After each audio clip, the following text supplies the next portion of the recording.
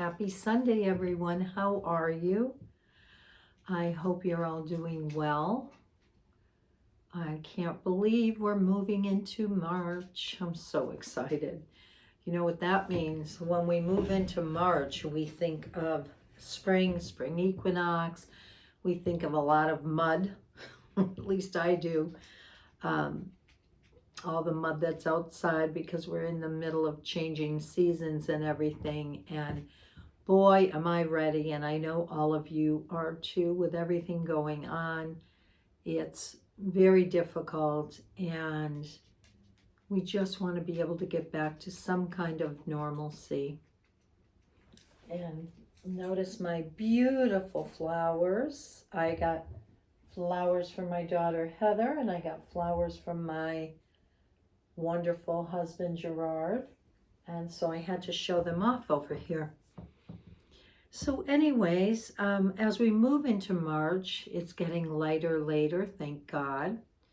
And it really is a time to be grateful and to be thankful for what we have and where we're moving to in the bigger plan of things. And the angels really wanted me to talk about that because, you know, sometimes we forget we have so much really to be grateful for. And even in the midst of all the chaos and everything that's not normal, or it's going to be the new normal, I guess, for now, we are in this place of really trying to figure out where do we stand with everything, with those around us, with our own life, with really looking at everything in that way. And this is a time when the angels are all around us, and it's important for you to know that sometimes we forget, and they want me to remind people of that they're always here, and that with free will you have to ask for help. So this would be a good time to start asking for help, so COVID can end, so we can start to heal from all the horrible things that have happened with COVID, the people that have lost loved ones, people that have been really sick, and all of it. So there's something that's called a clarion call, and a clarion call is like putting out to spirit, you know, what you need. And so you might put a clarion call out for help with something. You know, I call on all my angels, master teachers, and guides to have this clarion call that goes out to all of you to help me, to have patience, to deal with the perfect timing around everything coming to an end and new things opening up. Asking and decreeing it's so. It's our God-given right to decree things and demand and command things, although people always think that's horrible. How could you ever talk to them like that? Well, guess what? We do. Or I do. When I've had enough of something, I talk to them about it. I demand and command that this change now. And I think we were always taught differently. If we go back to look at religious experiences and how we had to beg and grovel and things for, you know, different things in our life, that is not how it's supposed to be. It's supposed to be that we are asking for help. And I encourage you all to do your inventory and check on what you're having a hard time with right now, and really move through that by saying, Spirit, I need your help with this. Please help me. Please come to me, whatever it is. Spirit always says if you could only see them around you, there are so many of them around us just waiting to be called on. You know, imagine if your guardian angel was the only one that was there for you and is sitting around going, okay, for the first 40 years of her life, she's never asked me to do anything. And they're just waiting to be able to help you and guide you through whatever it is you're going through. So it's important to know that. It's important to keep them alive. Keep your angels, your master teachers, your guardian angel, just keep them alive. And prayer is the perfect way to do that. You can do rosaries, you can do prayers, you can do whatever is in your, wheelhouse of things that you feel comfortable with, and just allowing that to come forward, especially this time with everything being the way that it is. There's so much changing right now. It's like we're having this huge changing of the guard, and it is time to really ask for what you want and need, and do it unapologetically, because you deserve to have what you want and need down here. There's certain resources we need. We need connection. We need a tribe. We need different things in our lives. We need resources. Certainly we need food and shelter and all of that, and connection. So we have to remember that even when we can't see, if you don't have the ability to see the angels around you, see the angels in those that are in physical form that are around you. How many times have things happened that all of a sudden someone shows up when you exactly need it and says the perfect right thing to you? That is so important. So don't discard them, especially now when we need them the most. And for all of you that have, I'm going to call them the angels in spirit world, your loved ones that love you so much that had to leave, call on them as well. They loved you. They continue to love you from where they are. And they like you to open the doors of communication to them. So allow yourself to be in that place where you're calling on them or praying for them or whatever it is that you would like to do. It's important, and it's time. And I think I mentioned this before, that there are so many in spirit world that are walking amongst us down here because of the time frame and everything that's going on. They're here for us. So it's important to remember that. All right. Starting off with the Starseed Oracle by Rebecca Campbell. Let's see what's coming down the pike for this first week in April.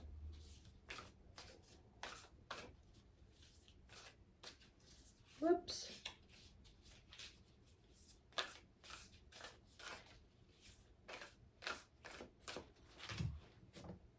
I'm sorry, I said April, didn't I?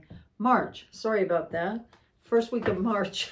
I'm sure I would have been getting emails about it, so sorry. March. First week in March for everybody. What do we need to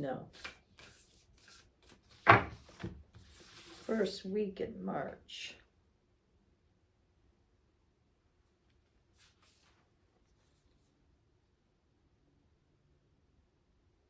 The first one is baby steps. Action. Follow your intuition before it makes sense.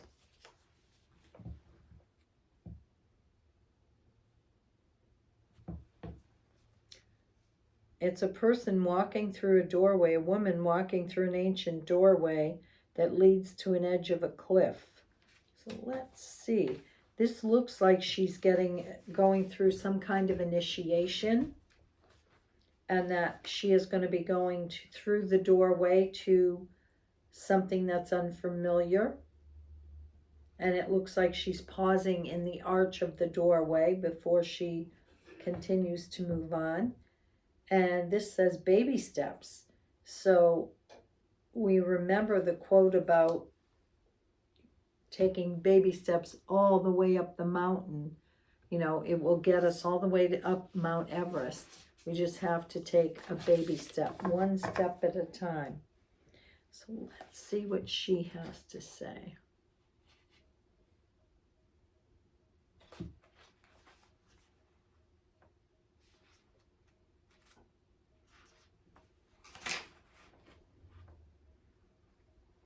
You're being called to take grounded action in response to your soul's calling. To start where you are and begin building in a consistent way.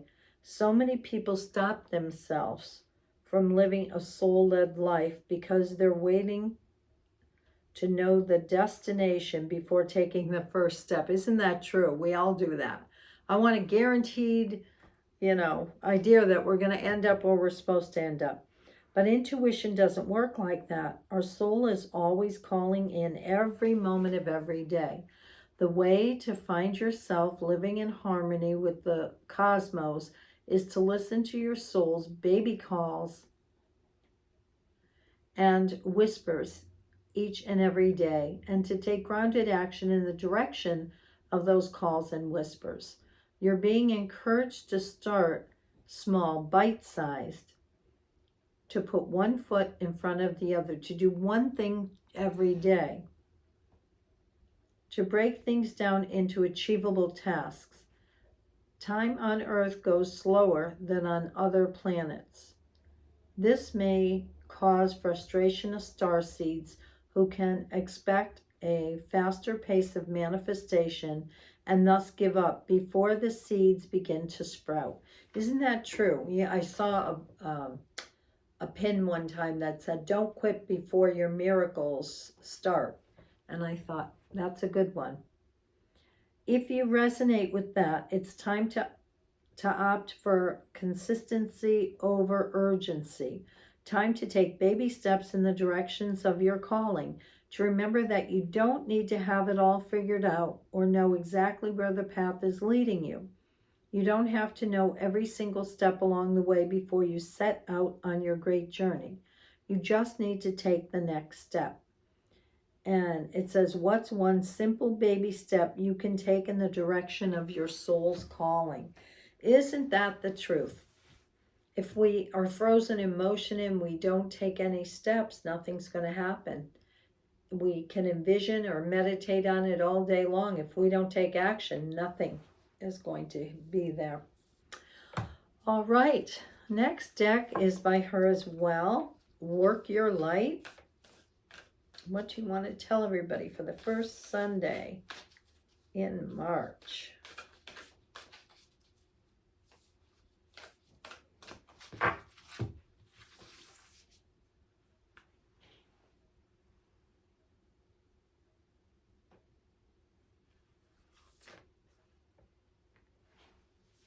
Ooh, Soul Family. What a beautiful card.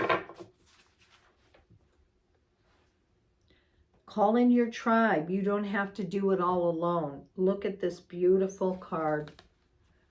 Two people, heart to heart, head to head. Two dolphins over their heads. Isn't that beautiful? So sometimes we think that our soul family is just humans, but we have our soul family that's animals and all the creatures that are down here trying to aid in the ascension process.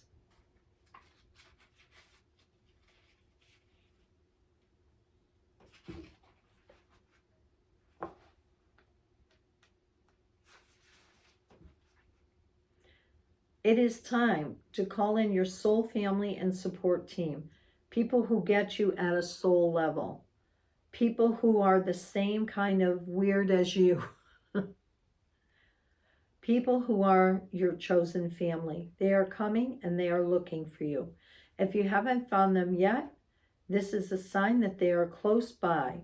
But in order for them to find you and recognize you when they do, it is important that you stop dimming your light and truly let yourself be seen. If you have already found them, then you are being called to let them support you and perhaps also assemble a wider support team. Your support team can consist of all types of people, such as a therapist, a coach, a mentor, or healer. Turn in to what kind of support you need now. And it says, call in your support team now. Couple points on this one. It says, if you haven't found them yet, that they are close by. And in order to find them and recognize them, it is important that you stop dimming your light. How many of you have dimmed your light because you don't want to be noticed, or you want to sit in the background, or you don't want people looking at you, or you can't speak in front of people? Your light is your light. And I had a beautiful conversation with Jesus, week or so ago. And he said, no matter what trauma everybody's been through on this plane, never could a trauma dim your light. You come in with your God's light, and that light is still there underneath. So not to worry that if we're on earth, we've had trauma of one kind or another, but that light can never be dimmed. And I thought that was so, so perfect and beautiful. And remember, I like the idea of asking for different people to come in from wherever you need your support, because sometimes you do need a coach. Sometimes you need a mentor, or, a support person that you just want to dump and let them listen. Whatever it is. And I so believe this is true. In the past, a long time ago, we were all in a place where we could be all that we were going to be to everybody. All right. Now it's so different. I have my support team. I have an acupuncturist, a homeopath, a naturopath, just a coach.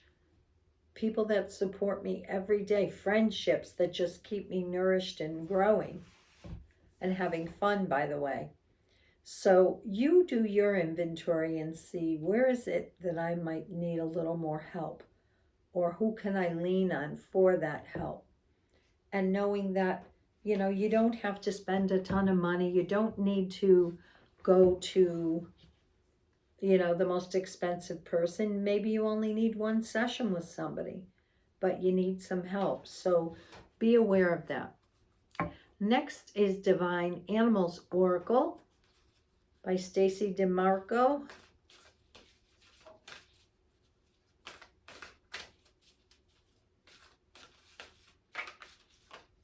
I keep wanting to skip March and go to April.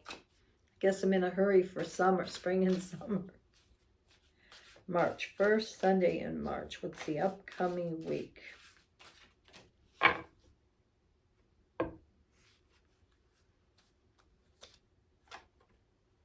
Ooh, seahorse. This is beautiful. It has beautiful goddesses' heads on the seahorse. Oh no, I take it back. They're in the background. The seahorse is the seahorse reaching out to this beautiful girl that's there.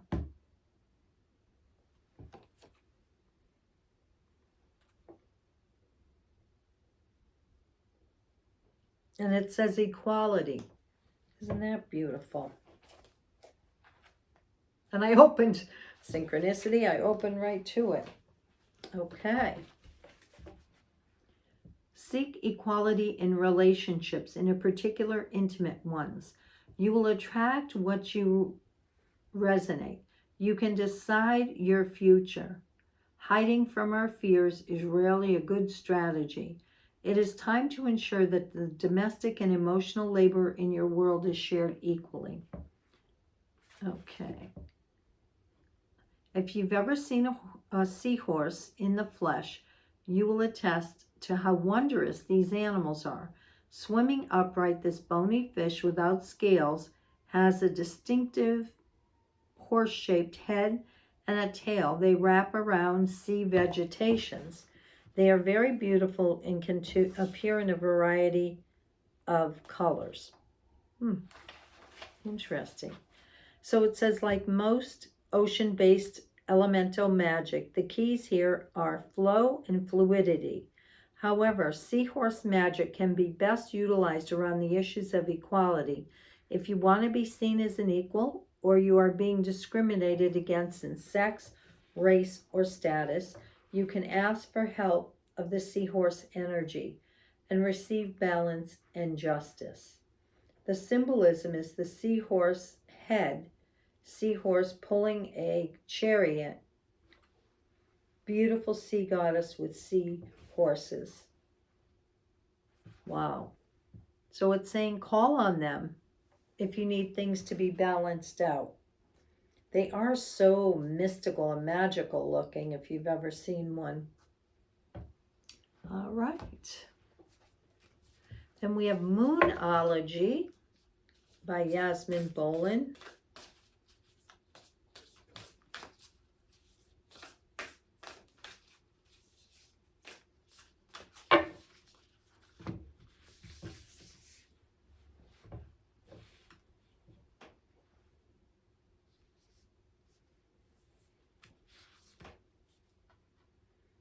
New moon, and it says it's time to take action. It's got the symbol of Aries. And what do we know about Aries? Aries is a shaker and a mover. New moon's always new beginnings. So new beginnings and time to take action.